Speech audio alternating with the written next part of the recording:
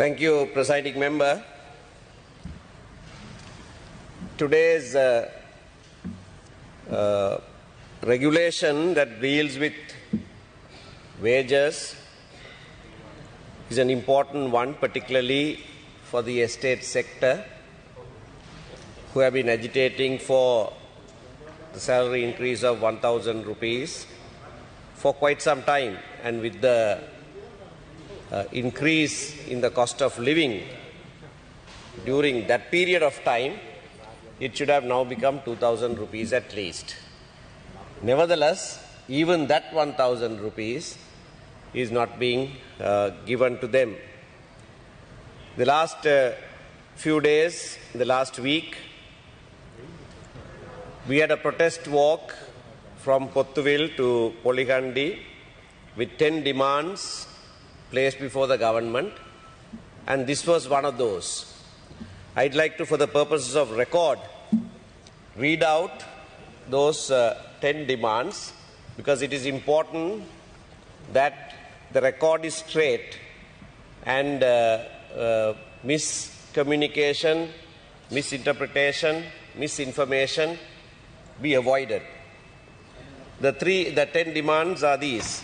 1. Continuing land grab in Tamil areas and converting our traditional and historic places into Sinhalese areas by establishing Buddhist temples after destroying Hindu temples. The government is also targeting around 200 temples for this purpose. 2.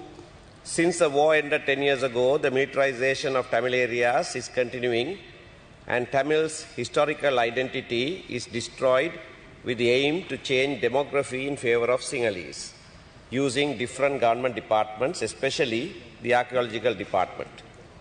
Also, the government-sponsored Sinhalese settlements are continuing. 3. Disturbingly, the government is targeting journalists who bring to light human rights abuses and civil society activists who protest human rights abuses. 4. Tamil cattle owners are facing numerous problems where their grazing areas are being occupied by Sinhalese and their cows are killed. 5. Tamils have been denied the right to remember their war dead, as demonstrated by denying remembrance events, destruction of cemeteries of the war dead, and demolition of memorials. 6. Muslims who died during COVID are cremated against the wishes of the families and against Islamic teachings. 7.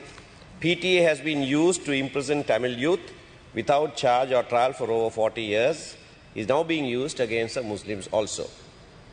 8. Tamil political prisoners have been imprisoned for years without trial. The government pardoned Sinhalese on regular basis, but none of the Tamil political prisoners were pardoned. 9. Families of the enforced disappeared have been protesting to find their loved ones, but the government refuses to give them an answer. And 10. Tamils in the upcountry are urging for pay raise of 1,000 rupees, but the government is not responding to their demands. These were the 10 matters that were put forward by the Northeast Society Forum, and I am reading off their letter dated 1st February 2011. This protest that was organized by the civil societies was supported by our party too, based on these demands, and these are all justifiable demands. These are matters of justice, and we had a right to democratically express our protest. And the march was a peaceful march. That was a huge success. People turned up in their numbers to support this demand, and I urge the government to take this to heart and to respond to these democratic wishes of the people of the North and East.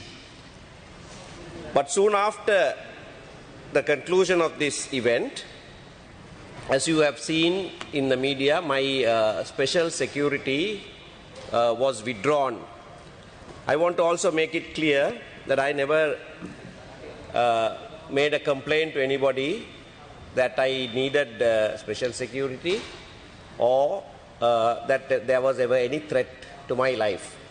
All of these matters were matters that the government put forward.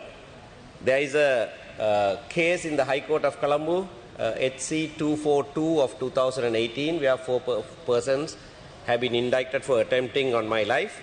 There are other cases. I have a bundle here of all the cases that the police have filed against various persons. I didn't know any of this existed until the police arrested, and they have detained over 30 persons, including 15 who are from the south, Sinhalese persons who belong to the underworld here. One of those cases here is B6284 of 2019 in the Chief Magistrate's Court. So if it is the position that of the government, as they have detained so many persons, without my knowledge or my complaint, that there is a threat to my life, why would they withdraw the special security accorded for this particular reason? Either, I'm concluding, sir, either I'm concluding. Either it must be that this is true, but the government has withdrawn my security because they are annoyed with me for participating in this protest. Or this is not true and they have detained unnecessarily innocent persons. Or third, which is the most sinister, is that by withdrawing my security, they have given signals to those who would now act.